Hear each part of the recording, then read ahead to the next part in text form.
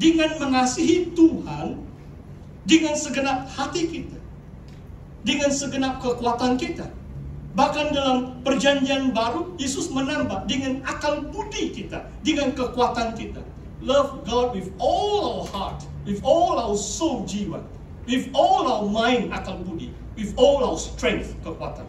4. Dalam Ibrani cuma 3. Yesus menambah. Sebab mungkin fahaman orang Yunani itu mementingkan akal budi. Kan? Mengasihi Tuhan dengan segenap akal budi. Kenapa Yesus menambah itu? Coba kamu pikirkan. Waktu ada sedikit krisis, termasuk ada perpecahan, tiada orang dapat menafikan itu.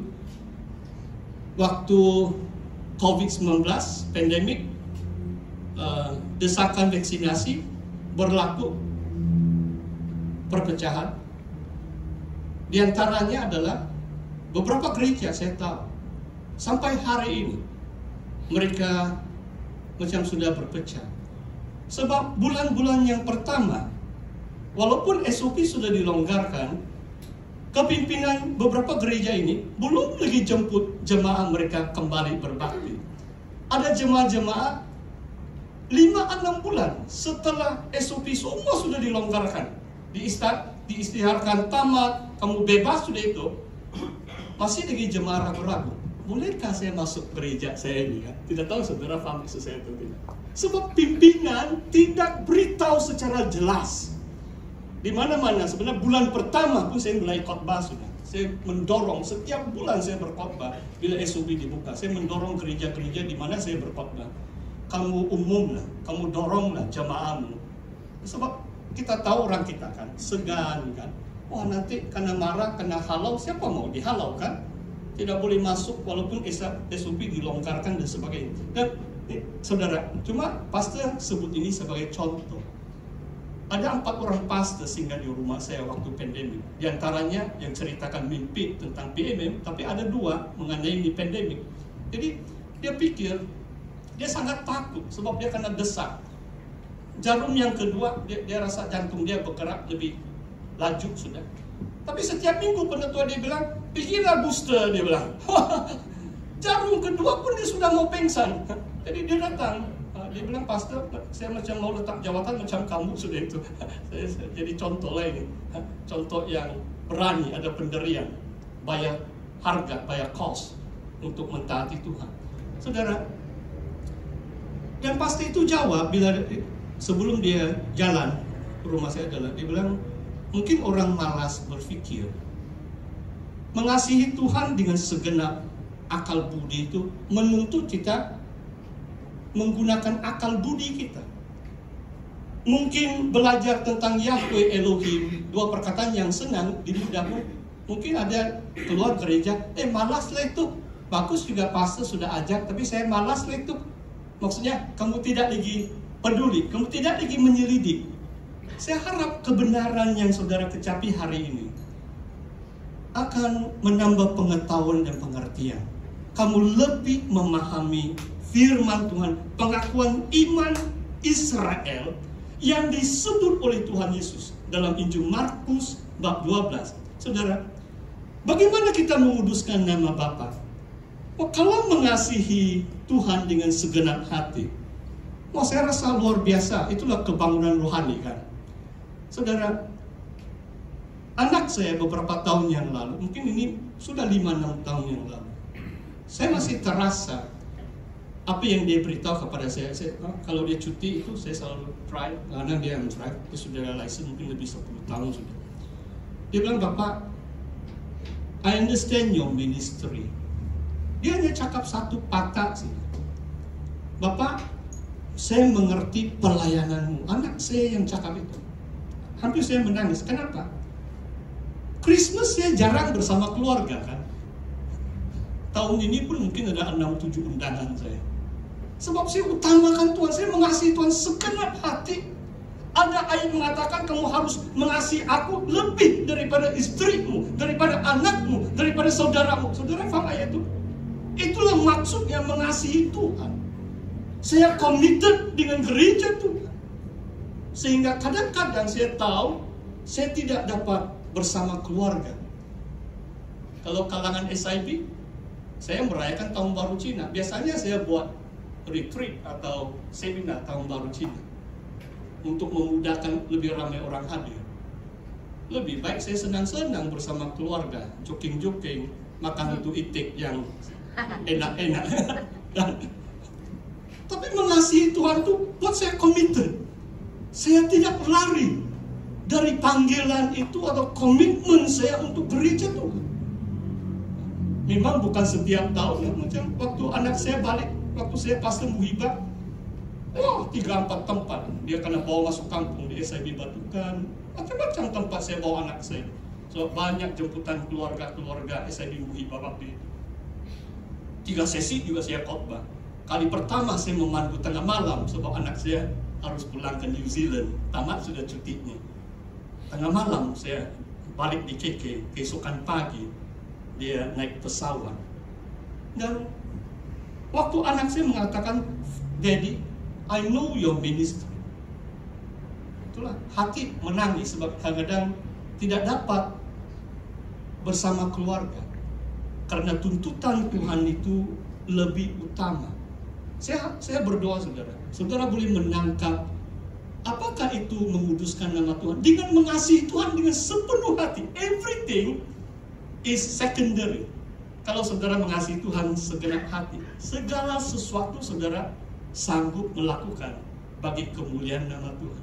Itulah inti atau erti mengasihi Tuhan dengan segenap hati, segenap akal budi, segenap jiwa. Bagaimana segenap jiwa kan? Kadang-kadang orang katakan menyanyi itu, oh pastor, ya di gereja saya menyanyi. Wah, kadang-kadang syukur juga rumah saya ada beberapa bilik.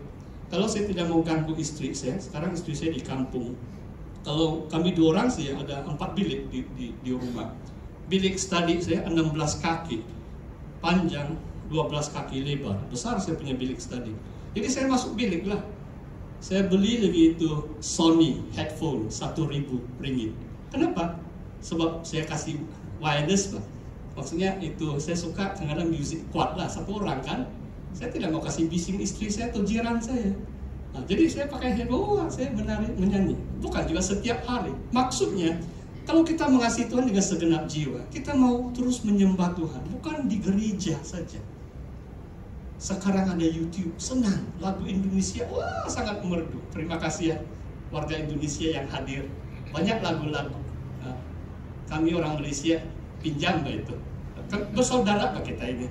Jadi ya, haleluya. Ini kita satu keluarga. Tapi bahasa Indonesia juga Alkitab yang saya pakai, walaupun ada bahasa Melayu. Saudara, yang kedua di sini menguduskan nama Tuhan adalah saling mengasihi sesama manusia, saling mengasihi. Kadang-kadang ini kurang penekanan. Coba kamu pikirkan, kenapa dunia ini cemar, ada perang, saling membenci. Orang Ukraina, Rusia bersaudara lah mereka. Saudara paham maksud saya? Bacalah sejarah, bahasa pun lebih kurang sama. Tetapi ratusan ribu orang sudah mati. Mungkin pemimpin saling membenci, ada agenda dan sebagainya.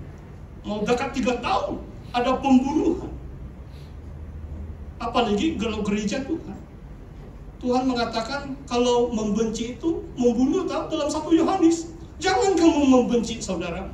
Kalau kamu mengatakan kamu mengenal Tuhan, kamu mengasihi. Orang membenci itu hidup dalam maut, tidak ada hidup yang kekal. Tapi banyak orang suka membenci juga orang lain kan? Lain juga. Itulah nama Tuhan tidak dikuduskan. Kita berselisih lah, kita berpecah lah, macam-macam. Dulu pastor bukan mau sebut sejarah yang lampau, ini mau dekat 20 tahun yang lalu. Ada gereja di Kota Kinabalu. Waktu mereka berpecah, itu kursi plastik pun mereka rebut. Itu ekon pun mereka rebut. Maksudnya sampai juga tempat saya lah, ketua kawasan waktu itu. Saya bilang berdamai begitu. Kamu bagi saja lah itu, jangan gaduh tentang kursi plastik. Sesama SIB ini saudara. Itulah nama Tuhan tidak dikuduskan. Sebab kita tidak mempraktikkan kasih. Kalau kita mengasihi, ini sesama manusia, bukan saja sesama orang percaya pun. Semua manusia kan. Aman damai, sesungguhnya makna Natal kan. Sukacita, damai untuk orang yang berkenan kepada Tuhan. Saudara, inilah kedua perintah yang utama. Saudara, yang seterusnya, saya tidak juga mau membaca terlalu banyak. Kalau saudara membaca Yeskiel, mungkin bagus juga baca, supaya kamu boleh rasa ini hati Tuhan. Kalau nama Tuhan tidak dikuduskan, apa perasaan Tuhan itu? Mari kita baca Yeskiel. Saya hanya petik satu ayat, tapi saya mau kita lihat beberapa ayat. Dari ayat 16 dulu. Yeskiel 16. 36 ayat 16.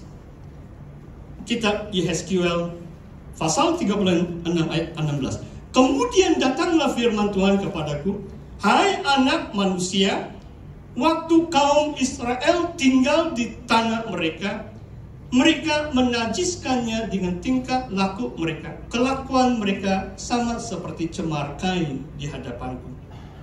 Perhatikan saudara. Maka aku mencurahkan amarahku ke atas mereka karena darah yang dicurahkan. Mungkin mereka saling membunuh, saling membenci. Dicurahkan mereka di tanah itu. Sedang tanah itu mereka najiskan dengan berhala mereka. Beberapa raja, termasuk Raja Salomo kan. Perintah Tuhan tentang baik suci itu segala sesuatu itu kudus. Mungkin lebih 10 kali dalam baik suci yang baru yang disebut oleh Nabi Yeskiel bab 44, 43 sampai 48. Semua itu kudus. Dinding itu kudus, tembok itu kudus, perkakas itu kudus. Segala sesuatu dalam rumah Tuhan itu adalah kudus. Tapi ada raja-raja Israel kadang-kadang dipengaruhi oleh istri, termasuk Raja Salomo yang penuh hikmat. Dia mulai menyembah berhala. Dia izinkan mungkin kuil-kuil, rumah-rumah, ilah-ilah, dewa-dewi itu dibangunkan. Ada itu Raja Menesek, di baik suci pun dia buat satu patung di situ. Itulah maksudnya Tuhan amarah karena berhala mereka. Mungkin dalam konteks gereja masa kini, kalau Christmas kamu taruh itu Santa Claus, itu berhala sudah itu. Saudara paham maksud saya? Sebab tidak ada dalam firman Tuhan. Tapi kadang-kadang orang macam berjinak-jinak, kan? Itu apa salah? Seluruh dunia pun ada Santa Claus. Tapi seluruh dunia bukan percaya Yesus. Seluruh dunia bukan mengerti akan kebenaran firman Tuhan. Saya baca beberapa ayat saudara. Ayat 21. Oleh karena itu katalah kepada kaum Israel. Minta maaf. Ayat 21. Aku rasa sakit hati karena namaku yang kudus yang dinajiskan oleh kaum Israel di tengah bangsa-bangsa di mana mereka datang. Perhatikan. Ini kata nubuatan dari Nabi, tapi dari Tuhan. Tuhan yang mengatakan aku merasa sakit hati. Karena nama Tuhan yang kudus itu dinajiskan oleh umatnya. Di tengah bangsa-bangsa. Mereka saling membunuh, menipu, dan sebagainya. Mereka murtad. Mereka menyembah berhala. Ayat 22. Oleh karena itu katakan kepada kaum Israel, beginilah firman Tuhan Allah. Bukan karena kamu aku bertindak, hai kaum Israel, tetapi karena namaku yang kudus yang kamu najiskan di tengah bangsa-bangsa di mana kamu datang. Ayat 23. Aku akan menguduskan namaku yang besar yang sudah dinajiskan di tengah-tengah bangsa, yang kamu najiskan di tengah-tengah mereka. Dan bangsa-bangsa akan mengetahui bahwa akulah Tuhan. Seperti yang saya ajar tadi, di sini Yahweh lah itu. Kalau bahasa aslinya, sebab Tuhan itu huruf besar kan, bahwa akulah Yahweh 6.800 kali disebut dalam bahasa asli dalam kitab-kitab perjanjian lama. Demikian firman Tuhan Allah, manakala aku menunjukkan kekudusanku kepadamu di hadapan bangsa-bangsa. Tuhan menyatakan kekudusannya di hadapan bangsa-bangsa. Gereja Tuhan harus kudus. Segala perkakas dalam gereja Tuhan harus kudus kan. Kalau kita serahkan itu gitar untuk nyanyi rohani, bukan kita mau nyanyi yang rock and roll punya pakai gitar yang sama.